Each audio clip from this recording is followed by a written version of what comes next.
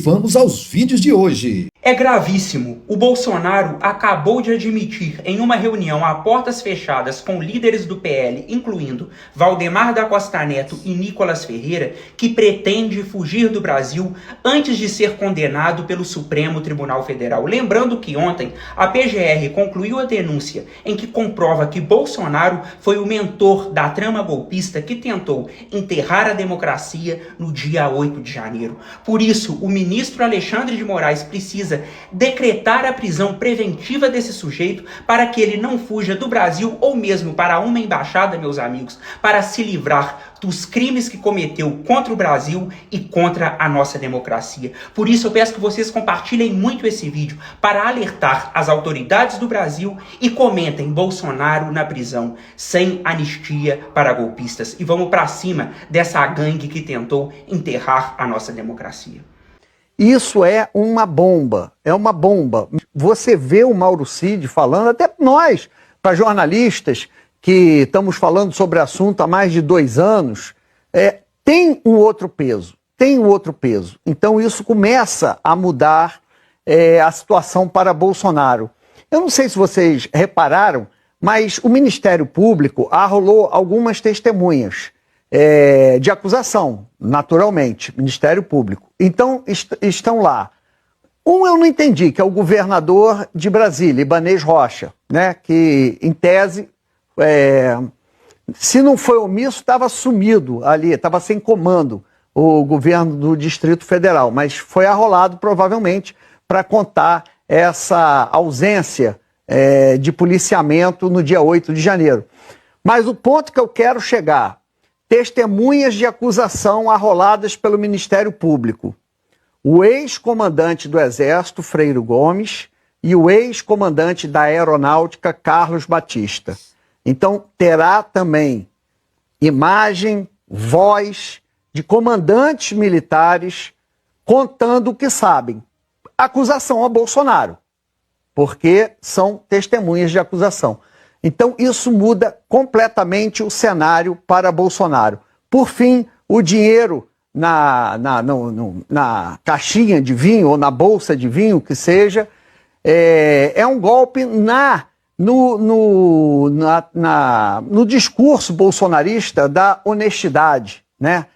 Ou do patriotismo, em buscar nos militares, em alguns militares, o patriotismo, a luta pela pátria. Não. É dinheiro sujo, é dinheiro para financiar crime. Olha só, a coluna do UOL hoje do Tales. Então, como eu disse para vocês, isso nunca foi fantasia da minha cabeça. Analisando o perfil, o caráter ou a falta do inelegível, só a fuga é que está no radar da criatura, porque ele sabe que vai para a cadeia. Agora, hoje eu vi cenas constrangedoras, gente. O advogado do inelegível, o Dr. Celso Vilardi, ele veio com essa aqui: vou pedir a anulação da delação do Cid. Gente, ele tomou uma saraivada de bolachas, intelectualmente falando, dos entrevistadores ali. Eu acho que um advogado defendendo um monstro, um genocida, um canalha, um covarde, um golpista, não devia aparecer na televisão, não. Ele já está sendo bem remunerado, porque o doutor acaba sendo desmoralizado, ele fica ali com a sua reputação manchada, né? Já defender a criatura já coloca a reputação numa situação complicada. Agora, se expressar a favor da criatura, sobretudo de forma contraditória, aí fica mais complicado ainda. Disse o advogado do inelegível. Vou colocar aqui, deixa eu ver se pega aqui um pouquinho um pouquinho antes, né? Vou pegar esse trecho aqui, vamos lá. Gente, é que é o seguinte... Não, a anulação da delação do Cid? Andréia, deixa eu dizer uma coisa para você. Evidentemente que sim. O surpreendente é que eu tenha que pedir a anulação. E o mais surpreendente é que é o seguinte, como eu disse, nós estamos tratando de... Doutor, o senhor me desculpe, doutor. O senhor vai pedir a anulação da delação do Mauro Cid, que só beneficia a Mauro Cid, que foi acompanhada do advogado de Mauro Cid, em todas as etapas, pelo advogado do Mauro Cid, que foi homologada pelo Supremo Tribunal Federal, foi verificada. É quase, a gente poderia dizer assim, um contrato. O senhor quer anular isso por quê? Porque o inelegível está com incontinência estomacal? Bom, mas vamos ver aqui que o senhor Celso Vilardi andou dizendo antes de ser contratado pelo Bolsonaro. Fala, doutor Celso. Uma decisão do ministro Alexandre de Moraes também foi uma decisão cuidadosa, mas acho que, efetivamente, ele se aproxima muito de ser denunciado num processo penal. Ao que parece, ele está próximo a ser denunciado. Ele, o Bolsonaro, né? Evidentemente que nós aqui estamos falando de uma decisão e precisamos ter cuidado porque não conhecemos o conjunto dos elementos probatórios e muito menos o conjunto dos elementos que foram agora recolhidos nessa busca e apreensão. Então é importante verificar e é importante verificar se serão suficientes para o embasamento de uma denúncia. Mas hoje o que é muito claro é que ele se aproximou de um processo penal grave de uma forma definitiva. Concordo com o senhor, né? Agora, se eu virar advogado de uma criatura depois de ter dito tudo isso, a gente pegou mal pro senhor, tá? O senhor falou mais coisas, vamos lá. Organização criminosa, né? Com relação àquela turba de 8 de janeiro, eu tenho até dificuldade de falar numa organização criminosa, porque me parece ali um crime de multidão, mas aqui não. Aqui, com relação aos mandantes, acho que realmente é indiscutível a existência de uma organização criminosa. Então eu espero, sim, penas superiores a 17 anos no patamar de 20 anos. Eu espero também, espero que o senhor esteja certo. Acho que o Bolsonaro vai pegar acima de 30, pode pegar 40, quem fala até 50. Então vocês vejam só como é que os ventos sopram, né, na terra plana, né, e consegue até pessoas ilustres aí para defender o indefensável. Aqui dessa gente toda. Fico por aqui, gente. Um grande abraço. Tchau.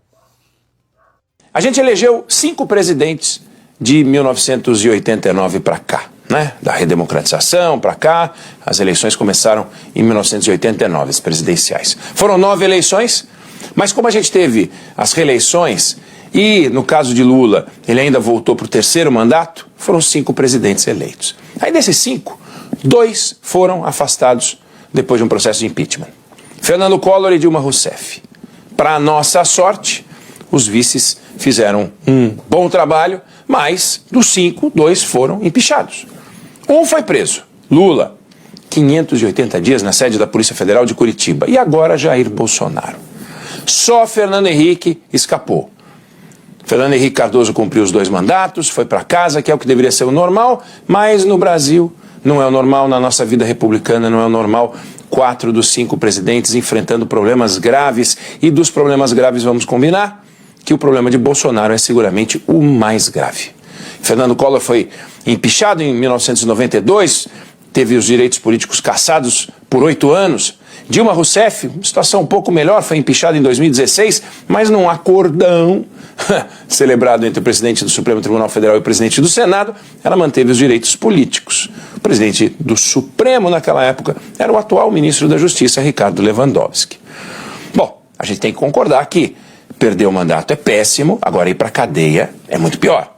Então a situação de Lula, que foi para a cadeia em 2018, era muito pior do que a de Fernando Collor e Dilma Rousseff. Ele não tinha como saber, em 2018, quando a Polícia Federal levou ele para lá, que a condenação viria a ser anulada pelo Supremo.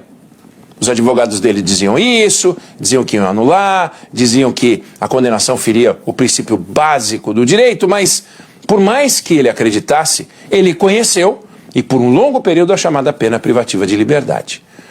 Como aconteceu a anulação da sentença e ele recuperou os direitos políticos, hoje dá para dizer sim que a situação de Lula é bem diferente. Agora não é o que parece que vai acontecer com Jair Bolsonaro. Ele é acusado de uma série de crimes ligados a uma tentativa de golpe de Estado. Então a condenação, no caso dele, pode significar uma pena de algumas dezenas de anos. Acusado de ser o líder de uma organização criminosa que tentou um golpe de Estado. 30, 35, 40 anos, vai saber. E sem direito a um recurso, porque o julgamento vai acontecer no Supremo Tribunal Federal. A situação de Bolsonaro é mais grave também, porque a denúncia contra ele é muito mais grave. Não dá para dizer que a acusação de corrupção não é grave, mas virada de mesa na política não tem adjetivo. O povo tem o direito de escolher livremente aquele que vai governar o país a cada 4 anos. E ele tem que ter a certeza, o eleitor, de que a escolha vai ser respeitada. Esse é o princípio básico da formação de uma sociedade democrática. Se um grupo político chega ao poder e a sociedade entende que ele tem que sair, ele tem que sair. a conspiração para tentar permanecer pede sim uma punição muito rigorosa. O desafio da defesa de Bolsonaro agora vai ser provar que ele não tentou isso, que essas acusações contra ele não valem, que ele é inocente.